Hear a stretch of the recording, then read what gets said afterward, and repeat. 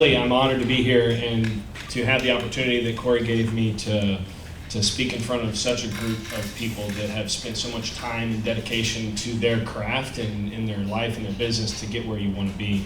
But before we start, I want to take a couple of minutes to share some things with you that are not exactly on topic of what I'm going to talk about, but that will help you get through the weekend, I think.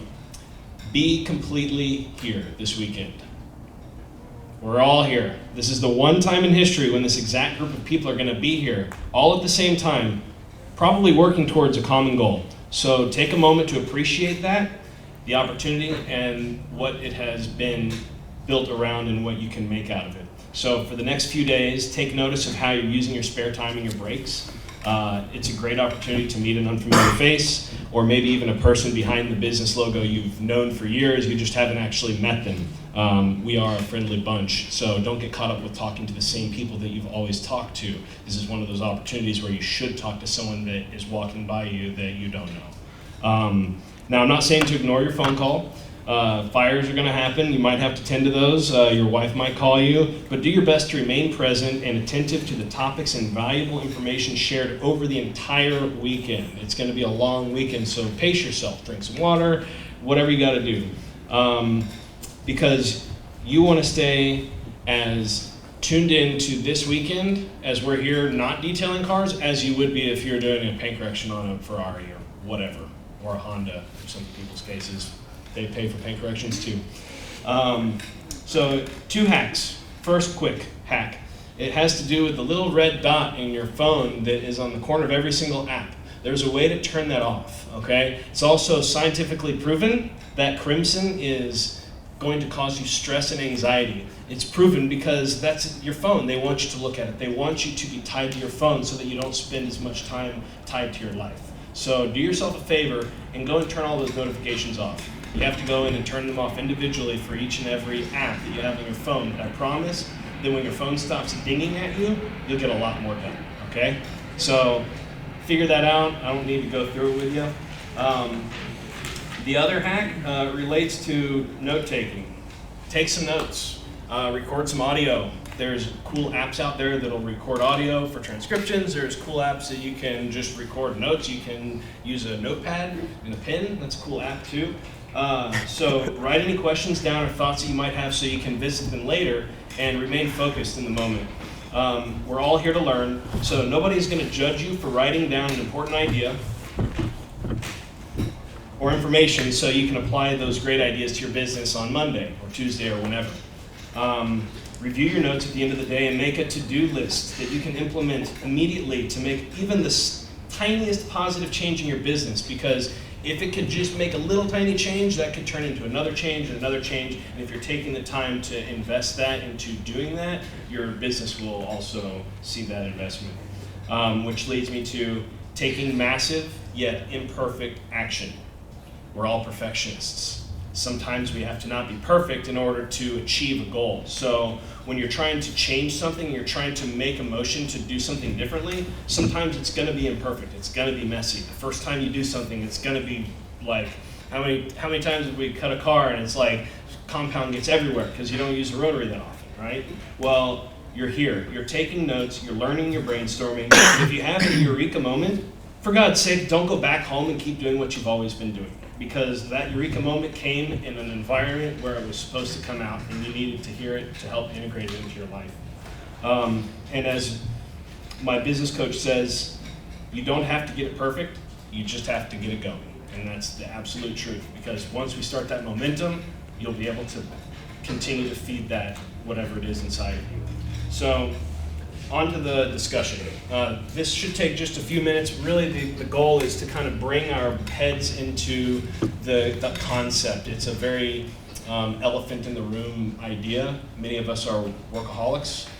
We walk the tightrope of life pretty much every day. We don't always leave enough time for us to give to ourselves. And so a few weeks ago, a few months ago, I reached out to Corey to talk about this, and a few weeks ago, we ended up asking y'all what your biggest struggles were when it came to work-life balance. Now, very vague term. Some people say balance doesn't exist. Some people say an entrepreneur has no balance, but that's okay. Because after poring over the responses I received, I can guarantee that I can completely relate to each and every one of you in some way or another in the 17 years that I've been in auto detailing and an entrepreneur before detailing, which would be like mowing lawns and fixing computers and shit like that. So what I did is I began reframing the balance concept so that I could get a better understanding of its current status. So here it is. Imagine for a moment you're walking a tightrope over an alligator pit, which is good because we're in Florida, and with that long balancing pole that's supposed to keep you steady. And on one end of the pole is your personal life, and on the other end is your work. You're literally stuck in the middle like this, balancing work and life. And as you tend to one issue, you lose your footing, right? And then you get your footing back, and you keep your momentum, and then life happens, and you reach for that, and you lose your footing again.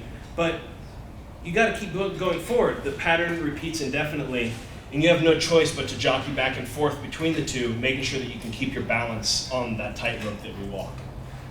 There's nothing wrong with this, and having these struggles that you are having is okay. You're in good company with other high achievers who've also had these problems, who've needed to make a change in their life. Owning a detailing business isn't easy, and as we all know, it takes blood, sweat, tears, perseverance, and grit like every inch of the way. And we forget sometimes, and we've talked about it in past verges, that it also takes self-compassion. It takes being true to your true desires. It takes being completely honest with yourself, because nobody's listening but you, and you will become what you think. So you want to make sure you're thinking about the right things. And if you're here today, it's very likely you're passionate about what you do and how you run your business. And it speaks volumes that you've traveled across the country to Florida, Orlando, of all places. We're not even going to get to go to Disney World, to be here today, sacrificing time away from your family, your business, and your hometown, and your kids, friends, and all of that other stuff. You're investing time and money to improve your life and your business, which is a very, very powerful action.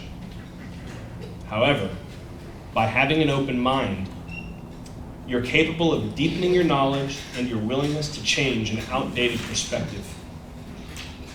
It usually just takes one tiny piece of information to give you the aha moment you've been searching for. However, when you're not in harmony with your life and your business, that aha moment could be completely mistaken for something else, causing you to stray from the real experience, taking you down a 10-year or 20-year path that's not the one you want to be on. By not having a solid foundation of where you want to be in your life or in your life, knowing how to best sustain or grow your business to where you want it to be becomes really difficult to see. It's very vague. So my story that I had is not why I'm standing up here. I could share my story, but you're all the reason we're here. My story has twists and turns, just like yours, which took, again, stamina, grit, determination, money, sacrifices, blood, sweat, and tears, and we've all bled on a car. We've all bled in somebody's car that is like $1 million. You're like, shit, don't get it on the seat. But that's part of the job. You know, I've been cleaning an Aston Martin, and it's like I slice my hand under the seat, and it's like I'm dripping blood onto the white leather. So that's just what it is. These all become ideals, just as they will be for you if they're not already. Some people are here for 2 years of business already. Some have been in business for 25. The most intriguing thing, however, was how I realized that I could actually shape my business the way I wanted to by implementing a new strategy, a new idea, or even a new product, ceramic coatings. So it took a lot of trial and error for all of us to get here, but I believe that the steps that I took and the steps that you've already made can help you achieve your greatest goals while maintaining that harmony in your life. So after a while, I was trying to figure out a better situation in the tightrope, because I don't really like walking a tightrope for more than I have to. It came to me. It's really simple. Imagine again, it's a seesaw. Have you ever seen a seesaw? Okay. It's not too dangerous. It's really not that boring, but it's reliable. A seesaw needs weight on both ends of the balance. In our case, work on one end, and life on the other. A seesaw also needs a consistent input of effort from both ends so you don't fly off or slam into the ground.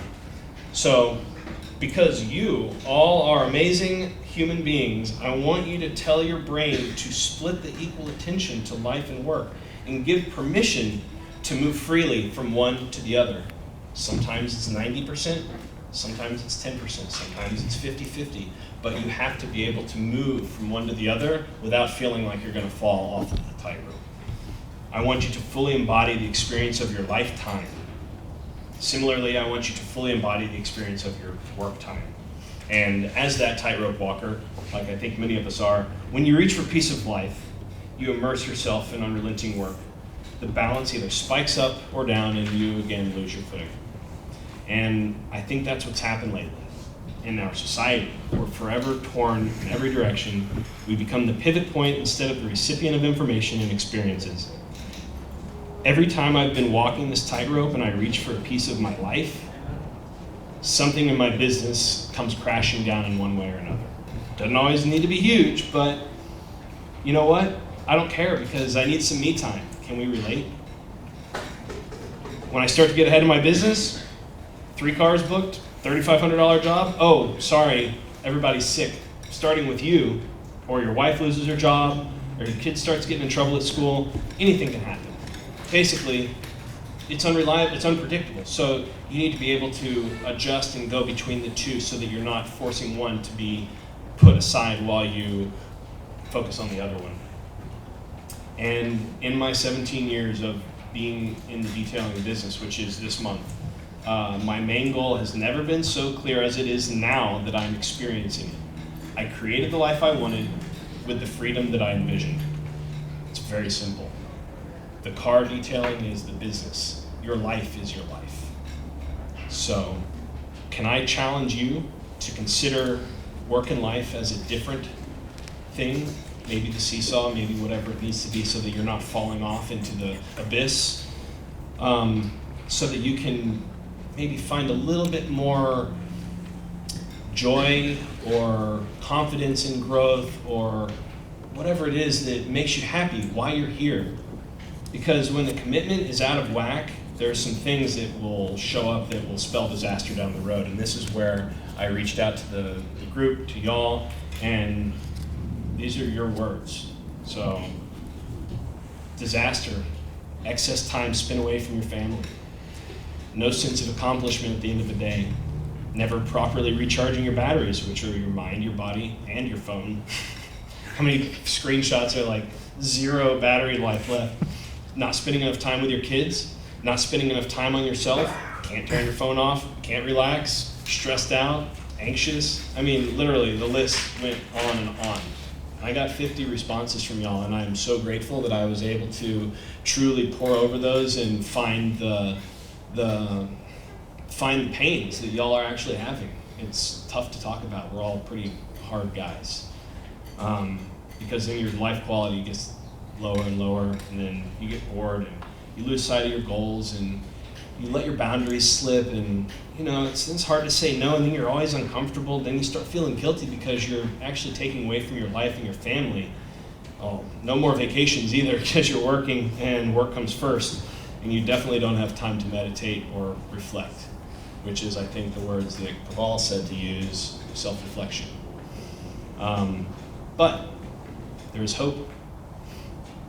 With help, the things that you will get, be able to streamline your day, be able to be home at an enjoyable hour, not 8 o'clock. You'll be confident at implementing new policies and procedures in your business because you'll have set those boundaries. You'll hold yourself accountable to those boundaries because it will help you monitor your money better so that you can make those scary financial decisions. It'll help you become more comfortable with the human resources element that Corey was talking about and the team that you want to build or already have in place. And of course, it will help you predict and manage your cash flow, which helps reinvest your profits, time purchases, plan for growth, implement marketing strategies, and pay for that marketing. But again, if you don't take care of this balance, the things in your business that will suffer are the opposite. You won't be able to sustainably grow your business. That means in 10 years from now, you're going to hate your life. financial stability will not be there. Without cash flow, businesses wither and die. So if you can have control of your cash flow, which is one of the reasons why we all need to hear Will's talk on Sunday, you're going to understand that it's a very vital piece to the puzzle. Your unmanageable schedule will keep you tied up. You'll always be playing catch up. You're constantly going to overbook yourself. It's going to be hard to hire employees, manage them, and it's going to be hard to effectively market your business because you're not going to know what you want to market. So here it is in conclusion.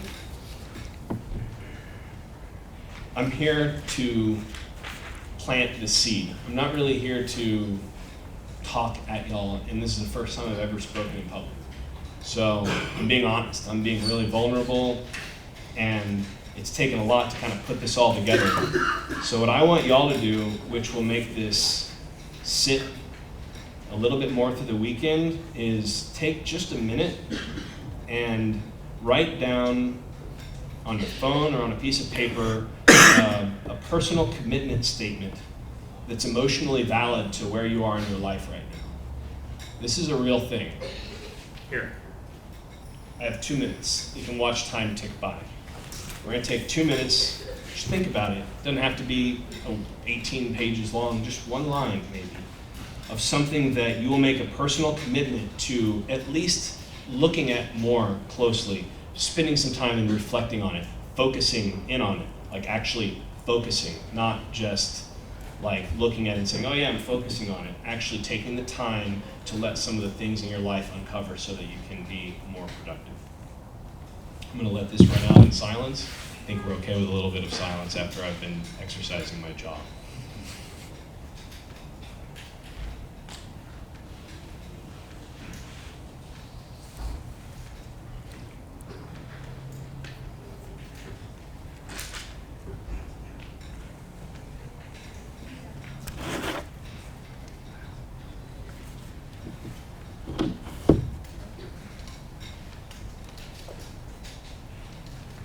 While you're writing, don't think about work necessarily. It's hard. I emotionally commit to detail 5 cars next week. It's not a good personal commitment.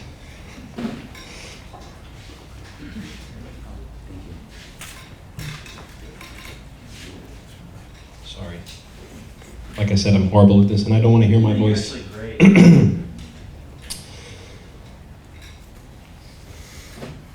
Thanks, Corey. Speak wherever your normal distance is. Hello. See if they go back to Hello. normal distance. I'm like right here. Is that okay? How you guys sound in the back? Should I have been yelling this whole time? I mean, I'm sorry. I'm recording this. You guys in the back here? Okay. Our time's up.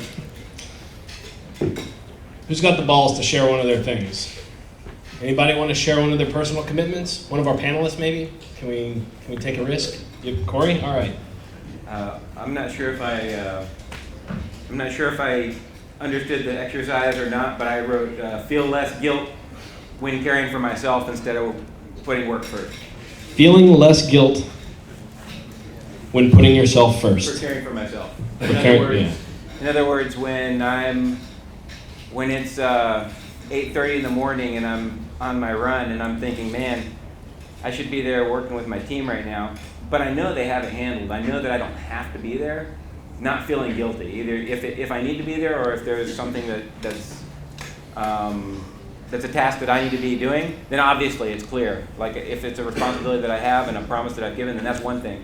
But if there's no reason for me to be there, then not feeling guilt in that moment and allowing myself, if there's no reason for me to feel it, then I shouldn't be feeling it. But instead I find myself doing that sometimes where I'm just like, I must be working more than everybody else or else I'm a bad person. I can relate. And thank you for sharing that, because feeling guilt about things in your life that you're doing for yourself is the wrong thing to be feeling guilty about.